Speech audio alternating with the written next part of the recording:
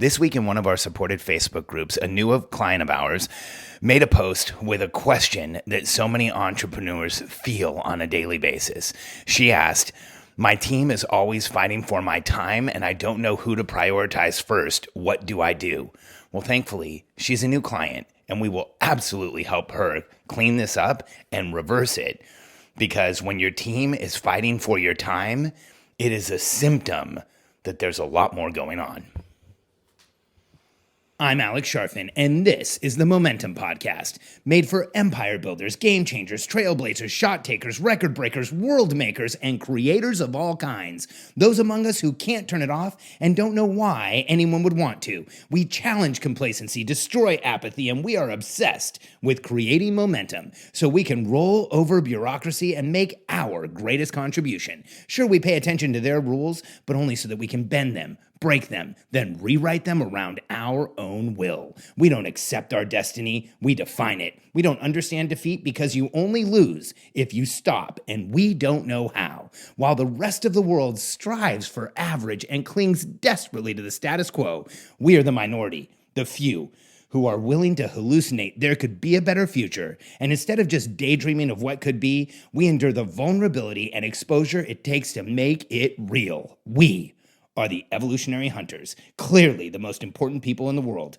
because entrepreneurs are the only source of consistent, positive human evolution, and we always will be. When I read the post in the Facebook group this week about the team fighting for time and who do I prioritize, what do I do, I was instantly taken back to running businesses when I was younger, especially in my 20s. I had a business where my team was constantly fighting for my time. It was a competition every day to see who could get me on the phone, who could get my attention, who could get my time. Because I had a large company that was growing quickly, we were doing a ton of things, and we really didn't have the clarity and the systems and the processes that we needed. So my team was always fighting for my time. And I remember just how challenging it was. And in our business, we help people create clear strategic plans. And what that does is it prevents the owner of the company, it prevents the leadership of the company from becoming the biggest bottleneck in the company. And when your team is competing for your time, you have to understand that that is the clearest indication you have become the biggest bottleneck in your company that there is. And so in my 20s, I thought I was doing things right. I would tell myself, of course my team needs my time. I'm a CEO. I'm running this business. They contact me all the time. They're competing for my time. You know, two people will call me at the same time and they both have questions. Of course that's how it's supposed to be. I'm the person in charge. I used to think to myself, I need to learn how to put up with this. I need to learn how to be better at this. I need to get up early, stay up later. I need to work harder. And I did. In my 20s, I never took time off. Saturdays, Sundays just felt like normal days to me. I would work 30 or 40 days in a row, and then I would get sick, go down for a day, and then do it again. I would get up as early as I could. I would stay up as late as I possibly had the energy to, trying to dig out from all of the issues and challenges and problems, because I thought that's what it was like to be a CEO. I thought that's what it meant to be an entrepreneur. I thought that's what it took to be a business owner. Later, I realized that that was a blend of ignorance and ego. Yeah, both ignorance and ego. Ignorance in the fact that I didn't realize that my team fighting for my time and constantly needing me and constantly having questions was a massive symptom that there were challenges in my business. See, when your team's fighting for time, that indicates they don't have clarity on their own. When your team's fighting for time, that indicates that they need you to tell them what they should be doing, or they need you to resolve something for them. And that means the systems for them to know what they're doing and resolve something are not present in your business. That was ignorance on my part. And then the second part, ego. Don't let your ego get in the way of your business growing. And if you're sitting there saying, oh, my team's contacting me because I'm important and my team needs to contact me because I'm the CEO. And if my team's interrupting me and contacting me and reaching out, things are going the right direction. That was my ego telling me that even though I was in pain, I was frustrated. I didn't like all the contacts. I didn't like my team competing for my time, but my ego was telling me, hey, everything's okay. You're in a power position. You're in a place where people need you. You're in a place where you're important. And all of that kept me completely and totally stuck.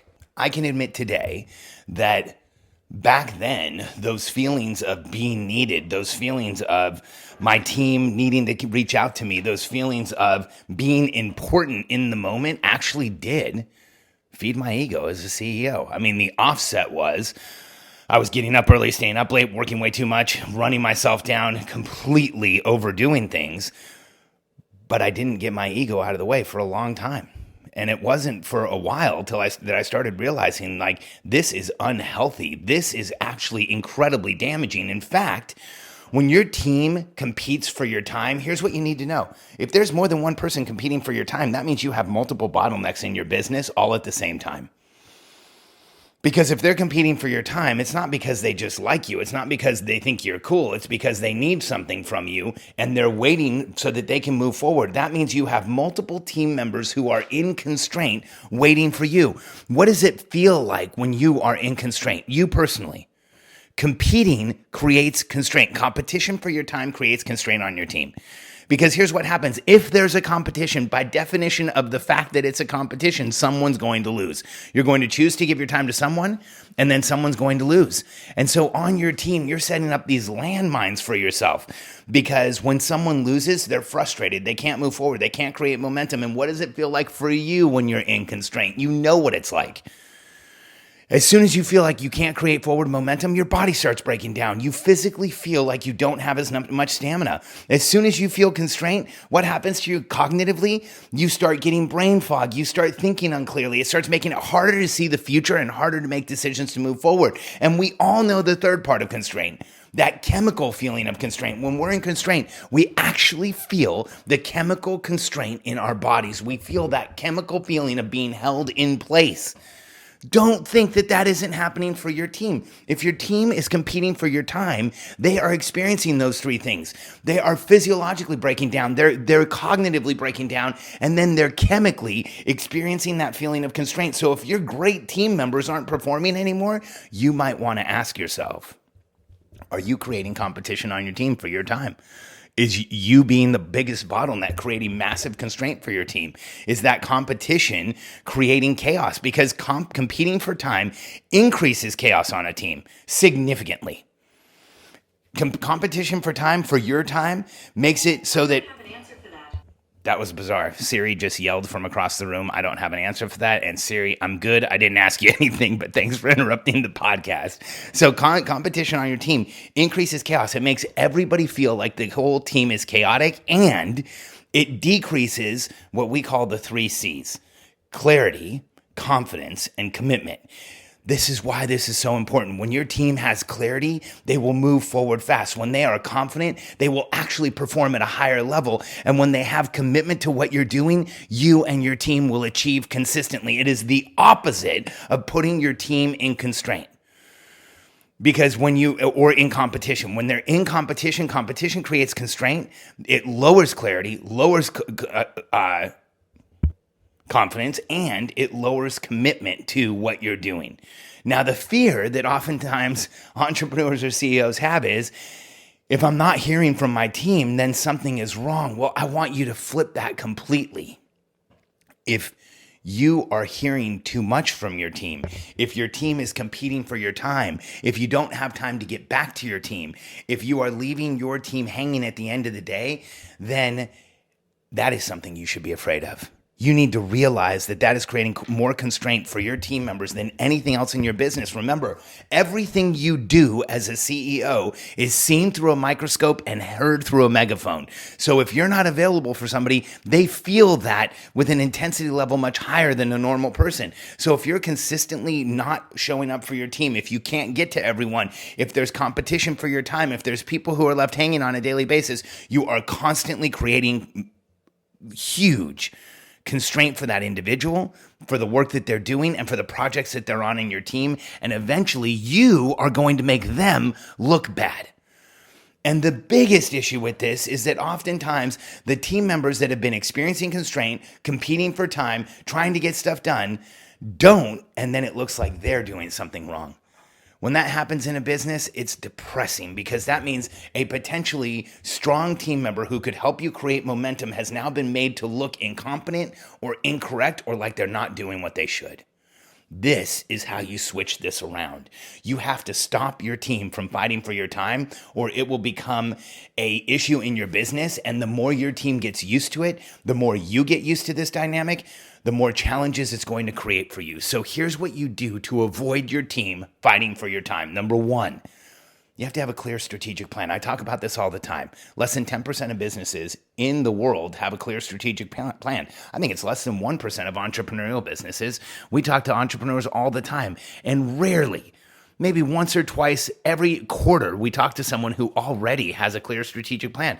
Most of the time, there's nothing there. If you don't have a strategic plan, your team doesn't know where you're going, so they are going to constantly have to compete for your time to clarify where you're going. So you are, in fact, by definition, almost through the planning you've done, by avoiding a strategic plan, by not having a strategic plan, you have made yourself the biggest bottleneck.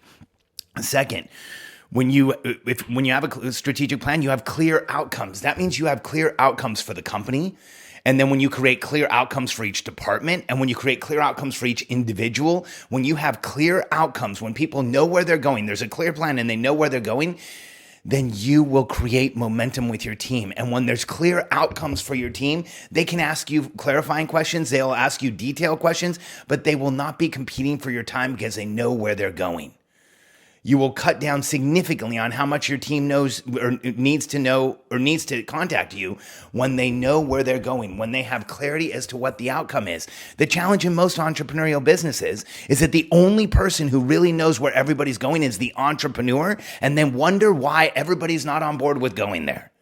You have to correct this in order to get your team to move forward with you. And then the third thing you need on your team is clear roles. Let's review. 1, you need a clear plan. Where are we going? What is that strategic plan? 2, clear outcomes for each person, for each department, for each role. And then 3, clear roles. What is it that you want from each individual? We spell out each person's roles using what we call a 4R document, which is their role, results, responsibilities, role, responsibilities, results, and requirements. What are they doing? What are they responsible for? What results are they driving? And then what requirements do we have of the person in the position? When you have a clear plan, clear outcomes, and clear roles, your business will move forward so much faster, and you will create momentum, and your team will stop competing for your time. They will be able to create momentum on their own. They will no longer need to interrupt, bother, got a minute you in order to be able to move forward. And the results is when your team doesn't fight for time, when you have a clear plan, clear outcomes, and clear roles, and you don't cause your team to have to compete for your time, when you give your team the clarity they need to autonomously move forward like human beings want to do, you will feel the momentum.